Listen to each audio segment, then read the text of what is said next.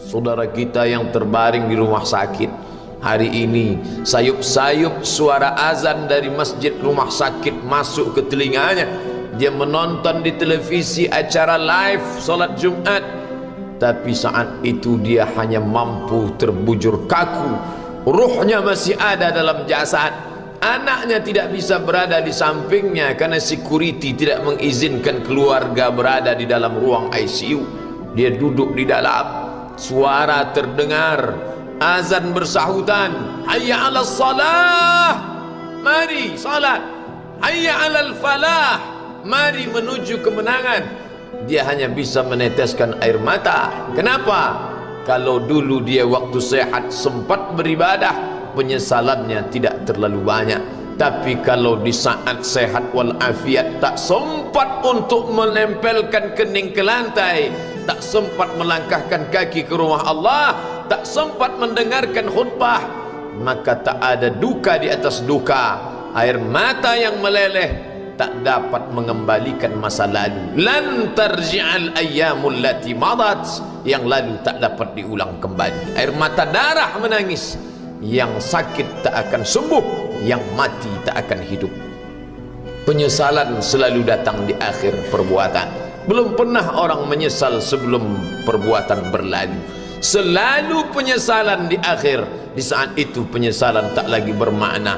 Apa kata mereka ketika melihat azab Allah? Rabbana, hai Tuhan kami, ya Rabb kami, absarna, mata kami sudah melihat azab, wa sami'na, telinga kami sudah mendengar suara tangisan, teriakan, pekikan di dalam neraka. Farji'na, kembalikan kami lagi ke dunia, na'mal salihah, kami ingin beramal saleh, inna muqinun, kami yakin seyakin-yakinnya. Tapi saat itu penyesalan tak lagi bermakna, karena dunia tak mungkin utuh semula, karena sudah menjadi sunnatullah yang lampau tak akan kembali. Idza sama'un fatarat, langit terbelah, wa idzal kawakibun tasarat, planet-planet bertabrakan, wa idzal biharu fujirat, lautan diledakkan, diletupkan, wa idzal quburu bu'asirat, semua yang dikubur dibangkitkan. Alimat nafsum ma qaddamat wa akharat, disitulah orang baru sadar apa yang dulu pernah aku lakukan. Wa qadimna ila ma amilu min amalin, semua amal mereka kami tunjukkan, kami datangkan. Ini amalmu, ini infakmu, ini wakafmu, ini sedekahmu, ini salawatmu, ini bacaan Qur'anmu, ini zikirmu. Tersenyum mata melihat amal. Faman ya'mal mithqala dzarratin khairan yarah. Tapi jangan lupa, apakah yang dosa-dosa itu dilupakan begitu saja? Yang buruk pun akan nampak juga.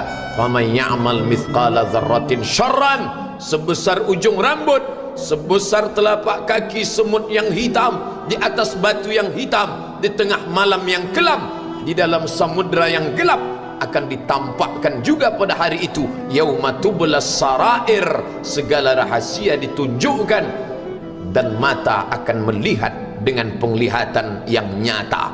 Mulut tidak lagi bisa menjawab. Al-yauma nakhtimu ala afwahihim, hari itu mulut kami kunci, karena mulut itu yang dulu pandai mencari-cari alasan, bersilat lidah, maka hari itu lidah dikunci. Wa tukallimuna aydihim, tangan mereka akan buat bicara. Wa tashhadu arjuluhum, kaki bersaksi. Apa yang akan dibicarakan tangan, apa yang akan dipersaksikan kaki? Bima kanu yaksibun, semua yang pernah dilakukan di masa yang lalu. Berapa atasanmu sanggup memberi gaji sehingga begitu enteng kau tinggalkan solatmu? Apa yang dijanjikan istrimu sehingga begitu enteng kau berikan yang haram? Hanya rayuan sesaat, padahal dia pun akan meninggalkanmu sebelum masa tua tiba. Apa yang dijanjikan anak-anakmu? Ayah, kami akan menjagamu di hari tuamu nanti, maka berikan kami yang kami inginkan, belikan kami rumah yang besar, belikan kami kendaraan yang mewah, nanti setelah hari tua kami akan menjagamu, kata mereka. Tapi setelah kita tua, dosa-dosa begitu banyak terkumpul, mereka pun meninggalkan kita di panti jompo yang penuh dengan kesunyian, hening, sepi. Suara cucu tak terdengar menangis karena mereka pun malu mengakui kita sebagai orang tua. Suapkanlah yang haram ke mulut mereka, berikanlah yang batil ke dalam perut mereka. Itu hanya akan menjadi azab di dunia sebelum hari kiamat tiba. Ish ma syi'ta, hiduplah sesuka hatimu. Ish ma syi'ta, apa yang mau kau makan, makanlah. Apa yang akan kau bekerjakan, kerjakanlah. Fa innaka mayyit, tapi ingat, kau akan menjadi mayat, kau akan mati.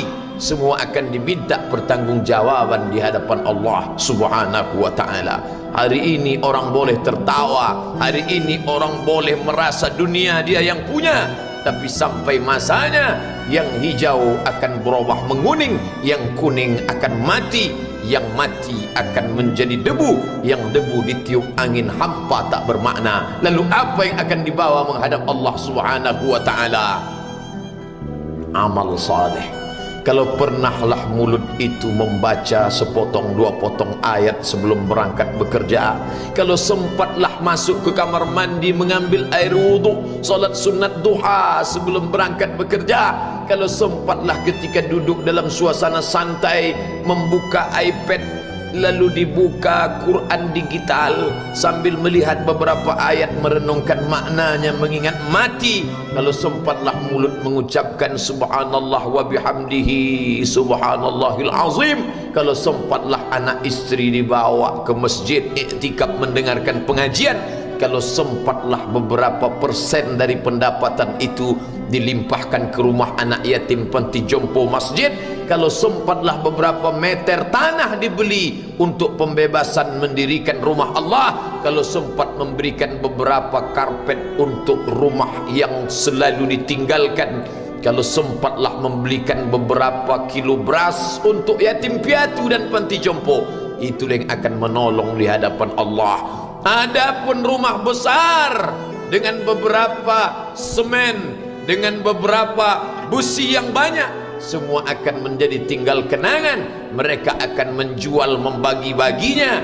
Tanah yang dulu harganya semeter 100.000 sekarang sudah menjadi 5 juta. Mereka akan bagi-bagi itu semua kepada ahli waris. Lalu kita hanya membawa 3 helai kain tipis yang tidak berjahit, dan itu semua menjadi milik orang. Kalau dulu mereka kita didik dengan pendidikan yang baik, di tengah malam mereka bangun menetes air matanya, lalu dia berdoa, Rabbighfirli wa liwalidayya warhamhuma kama rabbayani shaghira, seperti tetesan embun di tengah gurun Sahara yang panas. Kalau sempatlah mereka berdoa, Allahumma ighfir lahu warhamhu wa'afihi wa'fu anhu, maka mengalirlah air yang sejuk ke tenggorokan yang kering. Kalau sempatlah mereka membeli makanan, diundangnya anak yatim, diusapnya kepala, ya Allah, terimalah sedekahku ini untuk almarhum ayahku, almarhumah bundaku. Aku tak dapat membalas budi baik mereka, ya Allah, mereka sudah mendahului aku. Maka akan mengalirlah itu sebagai perlipur lara di tengah alam barzakh sementara kiamat tiba.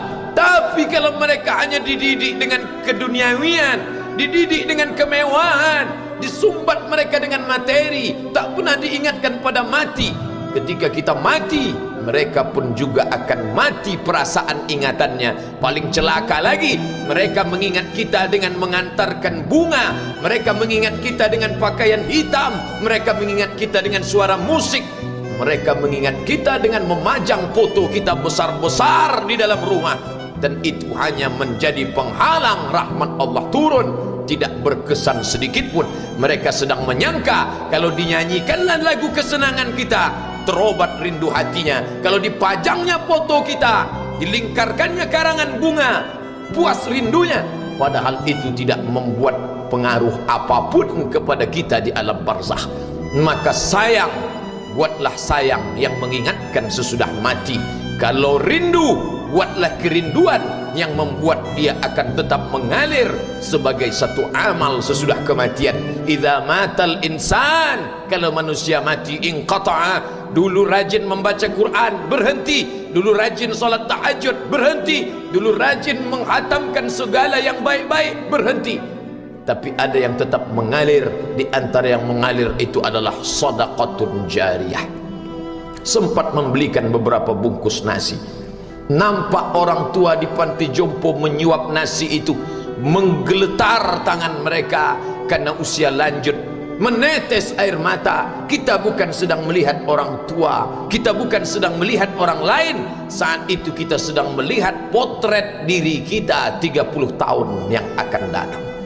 Di mana aku 30 tahun akan datang? Surga, kenikmatan yang luar biasa, tapi dia tidak akan dimasuki oleh orang yang biasa-biasa. Solat biasa, baca Quran biasa, zikir biasa, untuk mendapatkan yang luar biasa, maka itu bukan perimbangan ibadah yang fair. Hanya dengan solat wajib biasa, hanya dengan baca Quran biasa, hanya dengan zikir biasa, hanya dengan sedekah biasa, berharap akan masuk ke dalam surga yang luar biasa, maka sungguh bukan suatu perimbangan perniagaan yang seimbang antara makhluk dengan Khalik Allah Subhanahu wa taala.